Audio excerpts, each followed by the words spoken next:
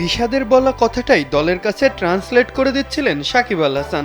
আর সাকিবের হয়ে যেন মাঠে পারফর্ম করে নিজের কথা রাখলেন রিশাদ। কিন্তু প্রতিপক্ষ যেখানে মাত্র 107 রানেই গুটিয়ে গেছে, সেই ম্যাচে মাত্র 3 ওভারেই 34 রান দেওয়াটা বেশ দৃষ্টিকটু। হ্যাঁ, উইকেট অবশ্য পেয়েছেন 3টি, তবে তার আগেই তো ধস নেমে গেছে প্রতিপক্ষের ব্যাটিংয়ে। স্কোরবোর্ড দেখে এমন মন্তব্য কিন্তু করে দেওয়াই যায়, তবে তাতে ঢাকা পড়ে যায় রিশাদের ঘূর্ণি জাদু। তাতে প্রকাশ পায় না কিভাবে সালমান সাদাবের বিদ্রোহের চেষ্টা নিজের তীক্ষ্ণ বুদ্ধি দিয়েই দমন করলেন এই টাইগার লেগ স্পিনার, কিভাবে নিজের অনুজ্জ্বল দিনেও সাকিবকে স্মরণ করালেন রিশাদ।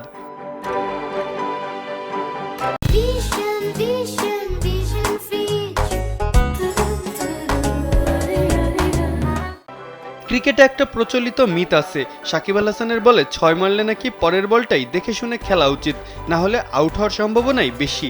না, সাকিবের এখন আর সেই আগের ধার হয়তো নেই, তবে সেই মিথের ব্যাটনটা হয়তো আস্তে আস্তে আগাচ্ছে রিশাদের দিকে। শুক্রবার রাতে একই ওভারে এমন কাণ্ড রিশাদ ঘটিয়েছেন 2বার। ব্যাটার দুইটাও বেশ বড় নাম, সাদাব আর নিশাম। 12তম ওভারে প্রথম বলে রিশাদকে ছক্কা দিয়ে শুরু করেন সাদাব। ঠিক পরের বলটাই একটু হাওয়ায় ভাসিয়ে আউটসাইড অফের একটু বাইরে করলেন রিশাদ। টেনে মারতে গিয়ে সমাপ্তি ঘটল সাদাবের প্রতি আক্রমণাত্মক ছোট্ট ক্যামিওর। একই ঘটনার জন্য কপি পেস্ট হলো সেই ওভারেই। মিডিল স্টাম্পের উপরে ঝুলন্ত বলটা আরামে ছক্কা হাঁকানো নিশাম পরের বলেই বোকা বনে গেলেন। একটু গতির সাথে শর্টে বলটা ফেললেন রিশাদ। টাইমিং মিস হয়ে রিশাদের হাতেই কাটা পড়লেন এই কিউই তারকা। চরম হতাশা নিয়েই ছাড়লেন মাঠ। এর আগে নিজের প্রথম ওভারেই 14 রান দেওয়া রিশাদের উপরে চড়াও হয়েছিলেন সালমান আঘাও। প্রতিশোধটা নিতে ভুল করেননি রিশাদ। মারমুখী আঘার দিকে দ্বিতীয় ওভারে এসেই একটা শর্টার লেন্থে কুইক ডেলিভারি ছুড়ে দেন। ব্যাটে বলে ঠিকমতো টাইমিং করতে না পেরে লং অনে ক্যাচ দিয়েই ফিরতে হয় আঘাকে।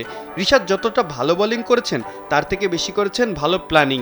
ব্যাটসম্যানের জন্য সৃষ্টি করেছেন মরণ ফাঁদ। টার্গেটটা অনেক বড়, দু একটা ছক্কায় অন্তত তা পাড়ি দিতে পারবে না প্রতিপক্ষ দল। ব্যাপারটা ভালো করেই জানতেন রিশাদ, তাই ব্যাটসম্যানকে হাত খোলার সুযোগ দিয়েছেন তিনি।